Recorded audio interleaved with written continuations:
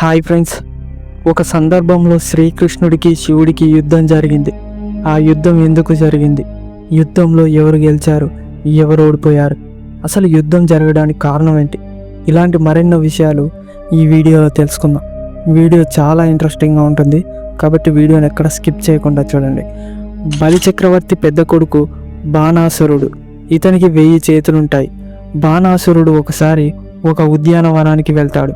ఆ ఉద్యానవనం శివుడిది. అక్కడే శివుడి కుమారుడు కుమారస్వామి ఆటలాడుతూ కనిపిస్తాడు. కుమారస్వామి అద్భుతమైన అందంతో, దివ్యమైన తేజస్సుతో వెలిగిపోతుంటాడు. బాణాసురుడు ఆ అందానికి, దివ్యమైన తేజస్సుకి చెప్పలేని ఆశ్చర్యానికి గురవుతాడు. అతను శివుడు కుమారుడు కాబట్టి అలా ఉన్నాడు. తను కూడా శివుడి కుమారుడైతే బాగుండని శివుడి కొరకై ఘోర తపస్సు చేస్తాడు. బాణాసురుడి తపస్సుకు మెచ్చి శివపార్వతులు ప్రత్యక్షమై ఏం వరం కావాలో కోరుకో అని అడుగుతారు. దానికి బాణాసురుడు మీకు కొడుకయ్యే వరాన్ని ఇవ్వండి అని కోరుకుంటాడు. దానికి శివుడు తదాస్తని ఆ వరాన్ని ఇస్తాడు. శివుడు బోలాశంకరుడు కదా. అంతేకాక తన కుమారుడు కుమారస్వామి జన్మించిన శోణితాపురం అను ప్రదేశాన్ని రాజధానిగా చేసి ప్రాంతం అంతటికి బాణాసురుడిని పాలకుడిగా చేస్తాడు. ఆ శోణితాపురానికి నిరంతరం కాపలా కాస్తూ స్వయంగా నేనే ఉంటా అని బాణాసురుడికి వరమిస్తాడు. అగ్నిశిఖలాగా మండే జెండాను వాహనంగా నెమలిని బాణాసురుడికి బహుకరిస్తాడు కుమారస్వామి. ఇక సాక్షాత్తు అరివీర భయంకరుడు ఆ మహాదేవుడు సైన్యాధిపతిగా కుమారస్వామి బాణాసురుడు 1000 చేతులతో బాణాసురుడిలోని రాక్షసుడు 1000 రెట్లు పెరిగిపోతాడు. నిరంతరం యుద్ధం చేయాలనేటువంటి కోరిక పెరిగిపోతుంది. ఇక లోకాలన్నిటి మీద దాడులు చేస్తాడు. యుద్ధం చేసిన ప్రతి చోట తానే గెలిచాడు. దేవతలంతా ఓటమితో స్వర్గంలో ఏ మూలనో నక్కి జీవిస్తున్నారు. ఎవ్వరూ తిరగబడి బాణాసురుడితో యుద్ధం చేసేవారు లేకపోయారు. అప్పుడు బాణాసురుడు శివుడు వద్దకు వెళ్ళి, ఓ తండ్రి గారు, నాతో ఒక్కరు కూడా యుద్ధం చేయడానికి రావడం లేదు. యుద్ధం చేయనప్పుడు నాకు 1000 చేతులు ఎందుకు? ప్రతి చేతిలో మారణాయుధం ఎందుకు? నిర్జీవంగా శివంలో జీవించినట్టు అనిపిస్తుంది. యుద్ధం చేయాలని నా మనసు కోరుకుంటుంది. నాకు యుద్ధం కావాలని ఎప్పుడు వస్తుందో చెప్పండి అని అడిగాడు. దానికి శివుడి చిన్నగా నవ్వి, కుమార బాణాసుర, నెమలి గుర్తుగల నీ జెండా ఎప్పుడు విరిగి నేలపై పడుతుందో అప్పుడు నీకు తెలియకుండానే యుద్ధం వచ్చి పడుతుందని చెప్తాడు. దానికి ఎంతగానో సంతోషించి శివుడికి అనేకసార్లు ప్రణామం చేసి అక్కడి నుండి వెళ్ళిపోతాడు. ఇక ఊరికే ఉండలేక ఇష్టం లేకపోయినా ఒకసారి ఇంద్రుడితో యుద్ధానికి దిగుతాడు. ఇంద్రుడు వజ్రాయుధాన్ని విసురుతాడు. ఆ వజ్రాయుధం దెబ్బకు బాణాసురుడి నెమలి జెండా విరిగి నేల మీద పడుతుంది. దాన్ని చూసిన బాణాసురుడికి చాలా ఆనందం కలుగుతుంది. ఎగిరి గంతులేస్తాడు. కానీ బాణాసురుడి మంత్రి వీరి తండ్రి బలి చక్రవర్తి గొప్ప దయగలవాడు, ధర్మాత్ముడు. దేవతలతో శత్రుత్వం పెట్టుకొని నశించాడు. ఇతను కూడా ఇలా నశిస్తాడు కదా అని విచారిస్తుంటాడు. అయితే బాణాసురుడికి ఒక కూతురుంది. ఆమె పేరు ఉష. ఒకసారి ఆమె ఒక ఉద్యానవనానికి వెళ్తుంది. ఆ ఉద్యానవనం శివుడిది. ఆ సమయానికి ఆ ఉద్యానవనంలో పార్వతి చెలికత్తెలతో కలిసి ఉంటుంది. పార్వతీదేవిని చూసి మైమర్చిపోయిన ఉష తన వద్దకు వెళ్ళి శివుడి భార్య అయినందువల్ల ఎంత ఆనందంగా ఉన్నావంటూ పొగుడుతుంది. దానికి పార్వతీదేవి ఉష మనసు గ్రహించి ఇలా అంటుంది, వచ్చే వైశాఖ మాసం ఒకరోజు నీవు నిద్రిస్తుండగా ఒక కల వస్తుంది. ఆ కలలో నువ్వు ఏ పురుషుడితో జతకడతావో అతనితో నీకు వివాహం జరుగుతుందని, అతనితో నువ్వు కూడా ఇలా ఆనందోత్సాహాలతో జీవిస్తావని చెప్తుంది. ఇక ఆ తర్వాత ఒకసారి ఉష నిద్రిస్తున్నప్పుడు ఒక కల వస్తుంది. ఆ కలలో ఒక గొప్ప అందగాడు, గొప్ప శరీర దారిణ్యం గల పురుషుడు కలలో వచ్చి ఆమెతో జతకడతాడు. కానీ ఆ పురుషుడు ఎవడు, ఎక్కడి వారని తెలుసుకోవడానికి చిత్రలేఖ అను మాయలు తెలిసిన తన చెలికత్తెను ఆ పురుషుడిని వెతకడానికి పంపిస్తుంది. ఆ చెలికత్తె రాజ్యాలన్నిటినీ వెతికి ఆ పురుషుడు శ్రీకృష్ణుడు మనవడైనటువంటి ప్రత్యుమ్నుడి కుమారుడు అనిరుద్ధుడు అని కనిపెట్టి అతన్ని తన మాయలతో కృష్ణుడి భవనం నుండి తెచ్చి ఉష ముందు ఉంచుతుంది. వారిద్దరూ ప్రేమలో పడిపోతారు. రోజు తోటలో ఆనందంగా విహరిస్తుంటారు. ఈ విషయం రాక్షస భటులకు తెలుస్తుంది. వారు వెళ్ళి బాణాసురుడికి తెలియజేస్తారు. తన వంశ గౌరవ ప్రతిష్టని నాశనం చేశారని మండిపడతాడు. 1000 చేతుల బాణాసురుడిని, శివుడు కాపలాగా ఉన్న శోణితాపురానికి నేను నాయకుడిని. నా అంతఃపురంలోకి దూరిన వాడెవడు, వాడిని వెంటనే చంపిరండని సైనికులను పంపిస్తాడు. కానీ ఆ సైనికులు అనిరుద్ధుడితో గెలవలేక పారిపోతారు. అప్పుడు బాణాసురుడే స్వయంగా అనిరుద్ధుడి మీదకు యుద్ధానికి వస్తాడు. ఇద్దరి మధ్య భీకర యుద్ధం జరుగుతుంది. బాణాసురుడు అనిరుద్ధుడి మీద శక్తి అను భయంకరమైన బాణాన్ని వదులుతాడు. కానీ అనిరుద్ధుడు ఆ బాణాన్ని చేతితో పట్టుకొని వెనక్కి తిప్పుతాడు. అది వెళ్ళి బాణాసురుడికి తగులుతుంది. ఆ బాణం దెబ్బకు బాణాసురుడు మూర్ఛపోతాడు. అప్పుడు అతని మంత్రి బాణాసురుడిని లేపి, అతడు అనిరుద్ధుడు, శ్రీకృష్ణుడి మనువడు.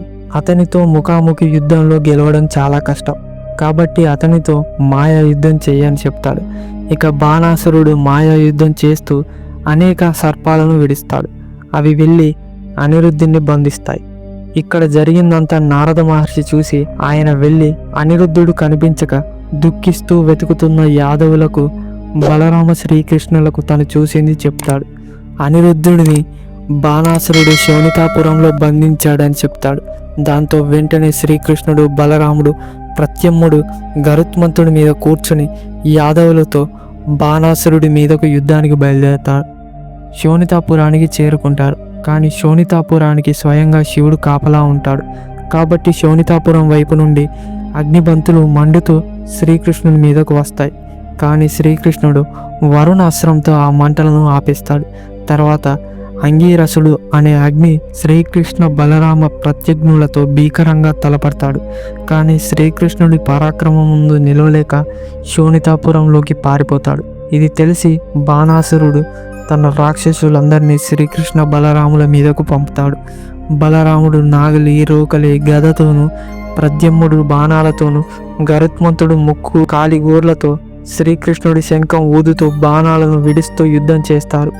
బాణాసురుడి అసురులు యుద్ధ రంగంలో చెల్లా చెదురైపోతారు. అప్పుడిక బాణాసురుడిని రక్షిస్తా అని మాట ఇచ్చాడు కాబట్టి శివుడు భూత ప్రేత ప్రమణ గణాలతో యాదవుల మీదకు యుద్ధం చేయడానికి వస్తాడు. శివుడికి శ్రీకృష్ణుడితో యుద్ధం మొదలవడంతో మొత్తం సమస్త భూమి దద్దరిల్లిపోతుంది. ఈ యుద్ధాన్ని యక్ష, గంధర్వ, కిన్నర, కింపురుషులు ఆకాశం నుండి చూస్తారు. శివుడు వేసిన బ్రహ్మాస్త్రానికి కృష్ణుడు బ్రహ్మాస్త్రంతో నిరోధిస్తాడు. తర్వాత శివుడు వేసిన వాయువాస్త్రాన్ని పర్వత అస్త్రంతో నిరోధిస్తాడు. శివుడు అగ్ని అస్త్రాన్ని ప్రయోగిస్తే శ్రీకృష్ణుడు ఆంధ్ర అస్త్రాన్ని ప్రయోగిస్తాడు. శివుడు ప్రయోగించిన పాశుపత అస్త్రం శ్రీకృష్ణుడు ప్రయోగించిన నారాయణ అస్త్రంతో చెల్లా చెదురవుతుంది. అప్పుడు శ్రీకృష్ణుడు సమూహాన్ని ప్రయోగిస్తే శివుడు మూర్ఛపోతాడు. శివుడు మూర్ఛపోవడంతో బాణాసురుడు కొయ్యబారి నిలబడతాడు. అప్పుడు బాణాసురుడి తల్లి కొరత జుట్టు విరబోసుకొని శ్రీకృష్ణుడి ముందుకు వచ్చి నిలబడుతుంది.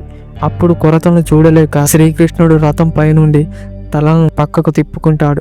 వెంటనే బాణాసురుడు పలయాణ మంత్రం పాటిస్తాడు. పరమశివుడు మూర్ఛ నుండి తేరుకుని యాదవ సైన్యంపైకి శివజ్వరం ప్రయోగిస్తాడు.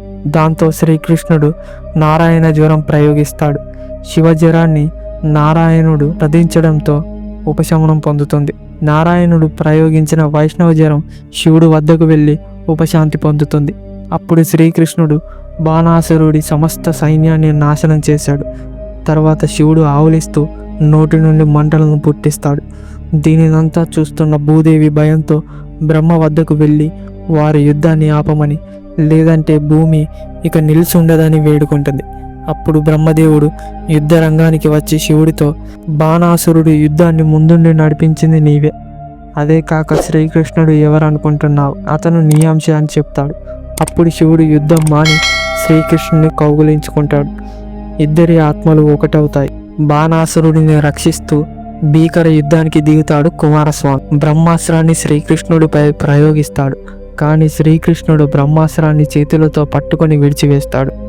తర్వాత కుమారస్వామి మీదకు చక్రాన్ని ఎత్తుతాడు శ్రీకృష్ణుడు. అప్పుడు కుమారస్వామిని రక్షిస్తూ యుద్ధానికి దిగుతుంది పార్వతీదేవి. శ్రీకృష్ణుడు, ఓ దేవి, నీవు పార్వతీ అంశవు, రాక్షస వధ శంకరుడు నిర్ణయించినది. ఇప్పుడు నీవు వచ్చి ఎందుకు అడ్డు నిలుస్తున్నావు? నీ కుమారుడిని తీసుకొని వెళ్ళిపో. దుర్మార్గానికి అండగా ఉండే ఎవరితో అయినా నేను ఒకే విధంగా పోరాడతాను, వెనుకడుగు వెయ్యను, వెళ్ళిపో అంటాడు. ఆ మాటలకు కుమారస్వామిని తీసుకొని వెళ్ళిపోతుంది. ఆ తర్వాత బాణాసురుడు స్వయంగా శ్రీకృష్ణుడికి ఎదురుగా నిలుస్తాడు. ఇద్దరు భీకరంగా యుద్ధం చేస్తారు. అతడిని పూర్తిగా చంపకుండా దేవతలు అడ్డుకుంటారు. శివుడు అతడిని రక్షిస్తా అని మాటిచ్చాడు. అలాగే శ్రీ మహావిష్ణువు కూడా ప్రహ్లాద వంశస్థులను సంహరించను అని మాటిచ్చాడు. కనుక బాణాసురుడిని నువ్వు చంపకూడదని వేడుకుంటారు. కానీ శ్రీకృష్ణుడు అతని 1000 చేతుల వల్లనే అతడు గర్వంతో ఉన్నాడని సుదర్శన చక్రంతో బాణాసురుడి సహస్ర బాహువులను 4 మినహాయించి మిగిలిన వాటిని ఖండిస్తాడు. ఈ విధంగా శ్రీకృష్ణుడికి శంకరుడికి యుద్ధం జరిగింది. ఫ్రెండ్స్, శివుడు మహావిష్ణువు ఇద్దరు ఒక్కటే.